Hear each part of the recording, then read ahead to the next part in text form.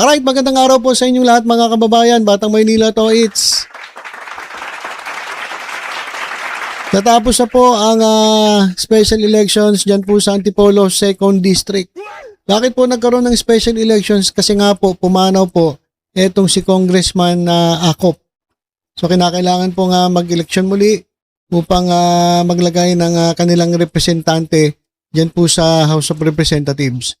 At mga kababayan, nagsalita na po ang mga taga-Antipolo 2nd District. At ang kanilang inilagay sa pwesto ay ang mismong anak ni Congressman Acop na si Bong Acop. Ayan mga kababayan. Bong Acop secures landslide. Take note mga kababayan, landslide. Landslide victory. Diyan po sa nangyaring Antipolo 2nd District Special Elections. So congratulations po kaya ngayon ay Congressman Bong Acop. Tinalo niya po yung mga kandidato na DDS mga kababayan. So ang ibig sabihin lang nito, ayaw na talaga ng tao dito sa mga DDS. Meron pang nagreklamo abogado, sino ba yung abogado? Tolentino nga ba yun? Yung abogado po sa SMNI. Alam ko nag-file sila ng reklamo dahil nagkaroon daw ng dayaan. So kapag natalo sila, dinaya sila. Kapag natalo sila sa botohan, sa eleksyon, dinaya sila. Pero pag nanalo sila, walang dayaan. So ganyan talaga mga DDS mga kababayan. Yung mga tao sawang-sawa na sa mga style na mga yan Kaya ito mga kababayan, congratulations. Bago pong congressman dyan po sa 2nd District sa Antipolo, si Congressman Bong Acop. Alam niyo, na-meet namin si Congressman Acop nung siya'y nabubuhay pa at napaka-approachable. Simple lang mga kababayan, tahimik. Tahimik lang siya at pag gusto mong magpa-picture, simple lang. Sige. Pero pagdating po doon sa investigasyon dyan sa Quadcom, talaga matindi po yan. Ito naman si Bong Acop ay nangako na gagawin niya ang lahat para sa kanyang constituents yan po sa Antipolo 2nd District. At sana ay pagpatuloy niya yung naumpisahan ng kanyang ama na si Congressman Romeo Acop. At alam ko naman, sa tingin ko naman magiging magaling din na representante ng Antipolo 2nd District itong kanyang anak na si Bong Acop. So sir, congratulations po congratulations po sa inyo. Iyak ang mga DDS. Iyak po ang mga DDS. Papail pa kayo reklamo? Alam niyo yung reklamo dyan sa Comelec, napakaano po niya, napakabagal kumilos niyan. Yung Comelec. Tsaka pa magreklamo, tapos na yung termino, yung reklamo mo hindi pa tapos. Mag-file ka man ng reklamo dyan, iupo na ito si Bong Acop, sabi ko sa inyo, yung reklamo niyan hindi pa tapos na yung termino. Ganun po kabagal yung Comelec na yun. Tingnan niyo yung reklamo kay Marcoleta. Hanggang ngayon hindi pa pinipirma yung resolution ng ibang mga commissioner. Bakit? Meron daw humaharang alam niyo naman na siguro kung sino yung humaharang. Yan po sila ay miyembro po ng isang grupo na kung saan imbes na tutukan nila yung kanilang pananampalataya nakikialam na po sa politika sa bansa. Kaya medyo itong mga commissioner napabalitang sabi ni Ping Lacson mismo may humaharang mukhang alam nyo na kung bakit na parang ang bigat ng parang hirap na hirap sila, ngalay na ngalay sila, ipipirmahan lang naman yung resolusyon.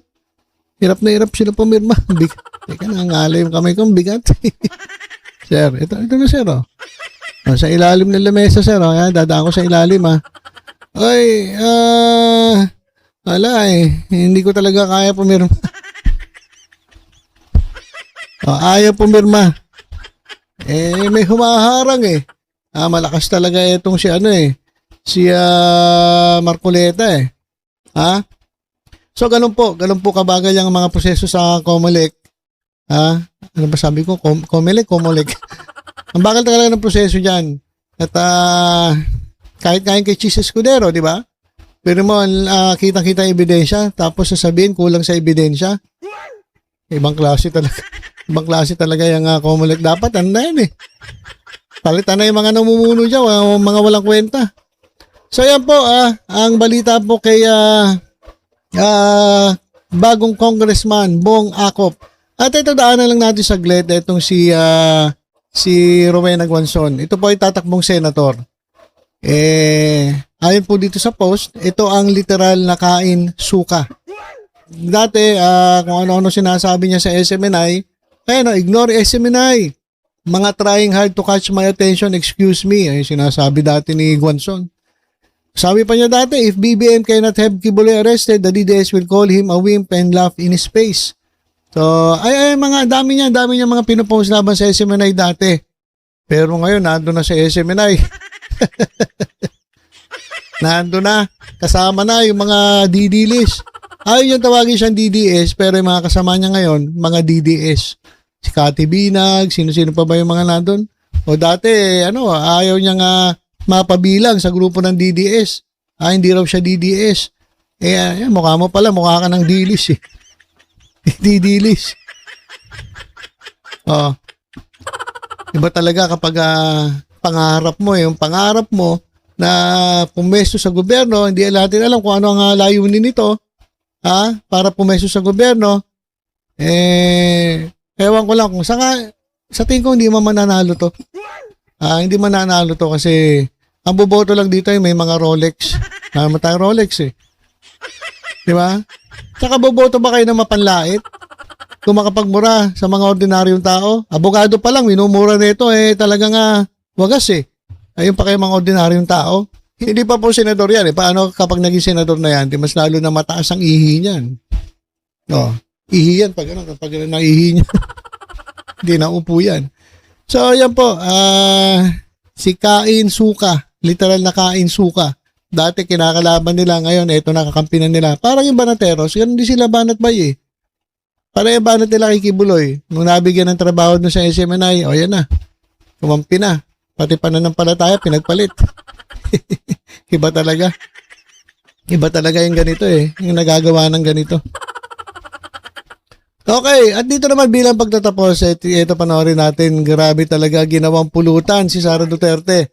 Diyan po sa programa nila Ronald Llamas at nandyan po si Yusek Claire, si Auntie Claire. Yung Auntie Claire, mga kababayan, narehistro na raw ni Yusek Claire Castro. Auntie Claire. So pag sinabing Auntie Claire, siya yun. Hindi lang pwedeng gumamit nun. Nirehistro na raw niya yan, yung pangalang Auntie Claire. Okay, ito pakinggan natin kung paano ginawang pulutan ng grupong 4 alas itong si Sara Duterte.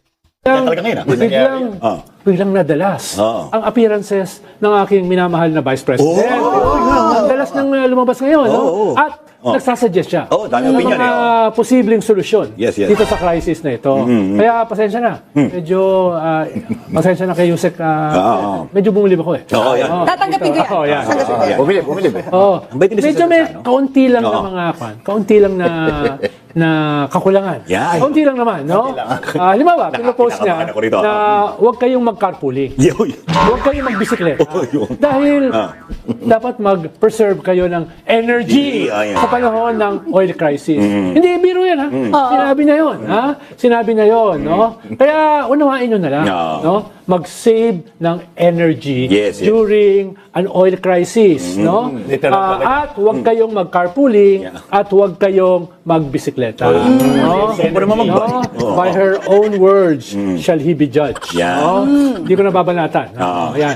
Ikalawa, may proposal siya na magtayo ng committee para sa price control. Dahil tataas daw lahat ng presyo ng bilihin. Talaga nakakagulat. Tataas ang presyo ng bilihin, di ba? Pero kung ikaw ay matagal na mayor, ikaw ay Vice President, ikaw ay matagal ng local official at saka national leader. Number 2 na pinakamataas sa ating bansa. Dapat siguro, minimum, medyo alam mo na trabaho ng Department of Trade and Industry. Yan. Dapat trabaho nila yan eh. Hindi mo na i-create yung isang committee. Diba? Na katulad niyan. No? Kaya, again, hindi ko na yan masyadong uurutin. No? Oo. Dahil napakagaling na proposal. Yeah. Magtayo ng committee para sa price control. No? At ikatlo, hindi lang maganda. No? Dahil nung COVID daw, ang ginawa nila, no, para matulungan yung mga taga Davao na stranded sa Manila, nagpadala sila ng eroplano. Nakita ko yun. Ganon din daw yung ating gagawin dito sa Middle East. Na meron tayong mahigit 2 milyong OFW. Magpadala tayo ng eroplano at dalhin sila rito. Yun yung kanyang proposal. No? Maganda yung proposal na yon kung walang gera. Maganda yung proposal na yon kung walang libo-libong drones na naghahanap ng target. Mga missiles na naghahanap ng mga target at mga fighter jets na nagbabarilan, nagbabanatan doon, no? Kaya yun lang naman yung qualification ko. Napakaganda ng proposal kung walang gera. Diba? Ang tawag doon, no-fly zone eh. No? At saka, at saka yung mga airport, binobomba eh. Ang hirap ng landing. Mga oil tankers. At saka yung presyo ng gasolina, nag-multiply 4 times. Baka mga Taipan lang, pwede bumahe ron. No? Tapos, tapos, ay tanungin natin yung ating OFW, ilan ba yung gustong umuwi? Dahil naalala ko, nung gera sa Libya, no? Civil War. Padala tayo doon. Susundo. Sabi nila, no, thank you. No, thank you. Okay kami dito, di ba? Kaya konsultahin natin sila. Halimbawa, yung Royal Air Force ng Singapore, the other day, ay ginamit yung kanilang military planes para sumundo ng 24 na mga Pilipino. Nagsabi na gusto nilang bumalik immediately. Pero 24 is 24. 2 million is 2 million. Di ba? Malaking diferensya yata. Kaya, kung ikaw ay mag-a-apply na maging presidente sa 2028, medyo baka kailangan mong ayusin yung iyong mga proposal. Dahil baka mabanatan yan ni Michael Pahat, si Alan Herman, si Doc Guido. Dahil yung mga yan, mga nitpicker yan. Mga nitpicker yan eh. Walang generosity yung mga yan. Kaya ingat ka. Ingat ka sa mga proposal mo dahil susukatin ka eh. Susukatin ka sa panahon ng krisis. Tapos ganyan kagagaling. Ang iyong mga proposal, ay nako, yari tayo dyan. Ayan mga kababayan, grabe naman yan. Kumbaga sa sa piniprito natusta mga kababayan. Etong si Sara Duterte, talagang ginawang pulutan eh. Napakaganda naman kasi ng mga suggestion. Napakaganda ng kanyang mga proposal. Pero may konting mali lang. Ayan, narinig naman natin, may konting mali lang naman. So, kung gusto mo nga daw maging presidente, ayusin mo naman yung proposal mo. Ayusin nyo yung pinagagawa ninyo kung gusto nyo kumandidato, lalong-lalo na yung ating vice-presidente, gusto maging presidente, ayusin mo naman yung mga proposal mo, ayusin mo naman yung mga speech mo, ayusin mo naman yung mga sagot mo sa mga tanong sa interview. Kasi, yung mga sagot mo, sablay eh. Sablay. At mukhang hindi pang presidente. Yung mga sagot mo, lalong-lalo na doon sa interview na international media, ang sagot mo, itok lang eh. Ayusin nyo kasi para hindi kayo naikukumpara sa iba. Hindi ko nasasabihin kung kanino kayo ay kinukumpara pero napakalayo ninyo doon sa ibang mga politiko na tahimik lang. Sabi nga ni Nadine Lustre, yung mga magagaling na presidente, yun pa yung hindi nagde-declare. Yung pang ayaw tumakbo, yun po yung pwede maging presidente. Yung mga gustong maging presidente, yun pa yung mga hindi pwede. Diba? Kaya eto, isa pa to na nagdeklara tatakbong senador. Ang dami po dyan mga kababayan na magagaling na pwede maging senador. Kasi eto pa nagdeclare. Naku po, Diyos ko. Hindi pa senador yan, mapanlait na yan. How much more kung ito'y naging senador? Hindi ako, patay tayo dyan. Lalo na pag wala tayong Rolex. Saka Gucci. Saka mamahaling mga brand sa ating katawan. So, ilan po muna mga kababayan. Grabe naman ginawang pulutan si Sara Duterte. Dito sa Bardagulan portion ng 4 alas. At talaga na mga tostado. Tostado. itong si VP Sara Duterte. Okay, so magandang araw ng linggo sa inyong lahat. Have a blessed Sunday mga kababayan. Enjoy muna kasama ang ating pamilya sa araw na ito. Okay, so yun lang po. Ingat po tayong lahat. God bless po.